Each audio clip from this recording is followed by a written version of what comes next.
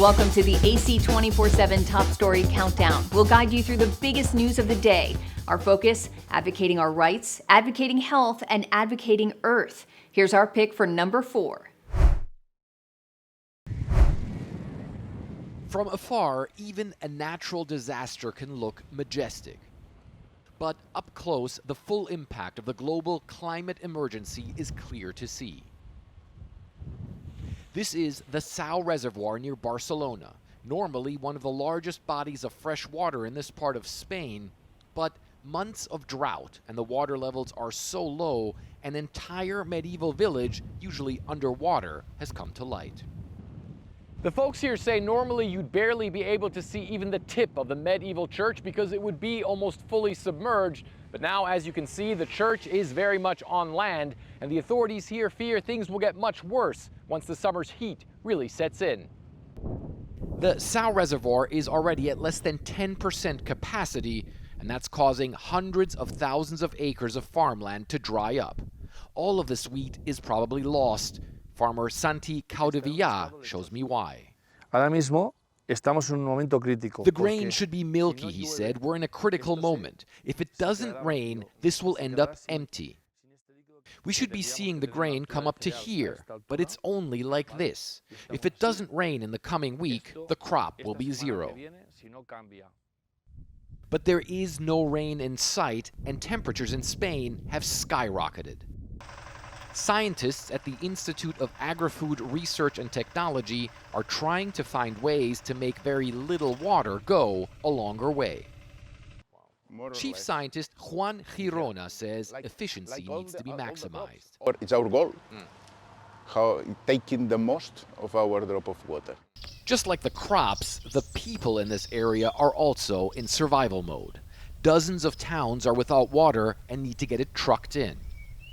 The village Castellcir hasn't had any for about a year, and residents say they can't even remember the last time it rained.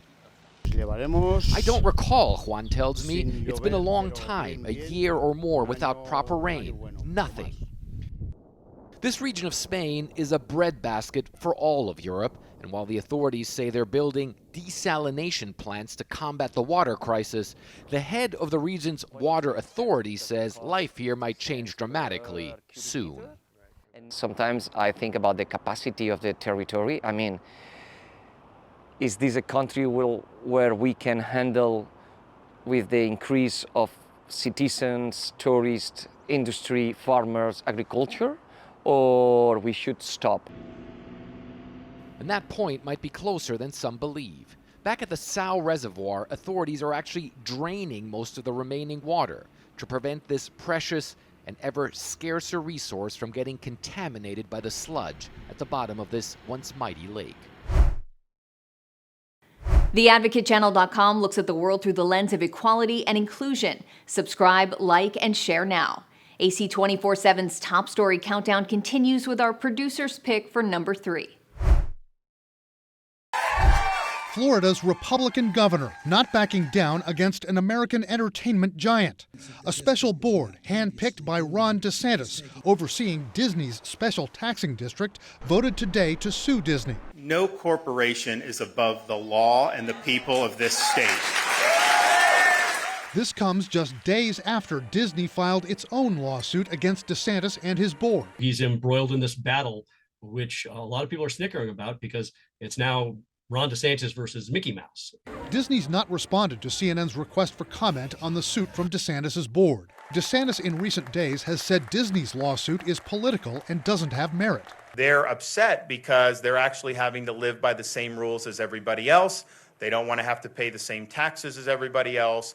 As he gears up for a likely run for president, DeSantis has been retaliating against Disney after Disney thwarted DeSantis' attempt for the state to take over power of Disney's special taxing district in that area of Florida. He recently threatened to raise Disney's taxes or build something right next to Disney's land near Orlando. Someone even said, maybe you need another state prison. Who knows? I mean, I just think that the possibilities are endless. DeSantis' aides say he was joking, according to journalist Mark Caputo. Still, is he coming across as a bully, or do you think this is working?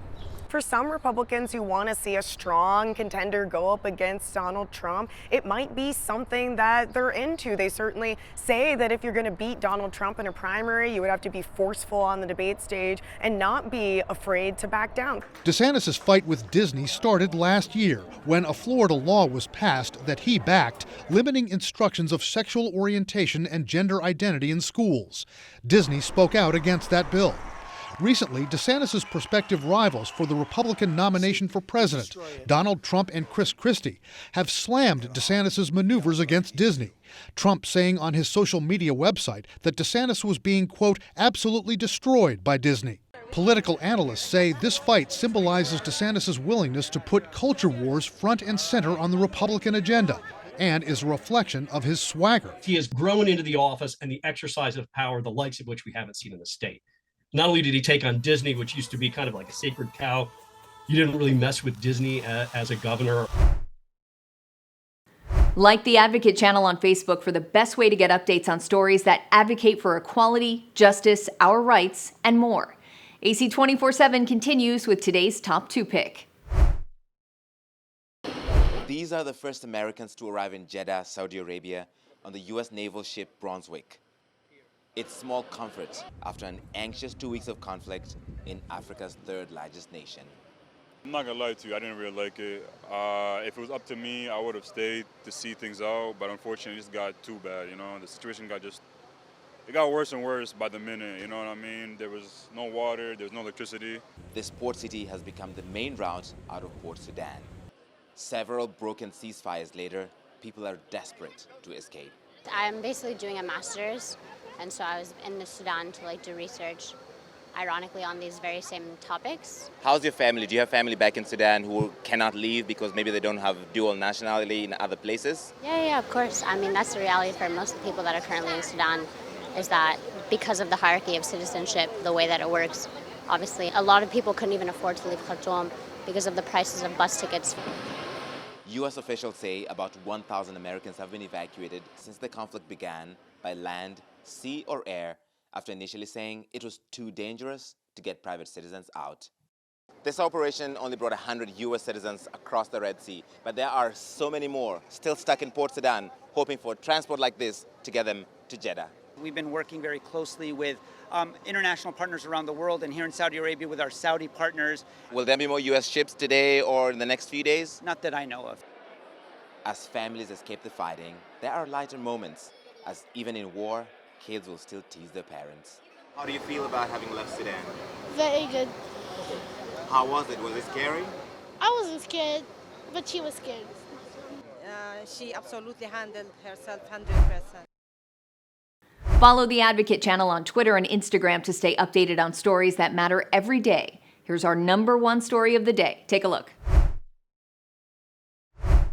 The U.S. debt ceiling deadline might be less than a month away. The pressure is mounting and intensifying, and it should. Treasury Secretary Janet Yellen issued a statement Monday telling lawmakers the nation could default on its debt as soon as June 1st.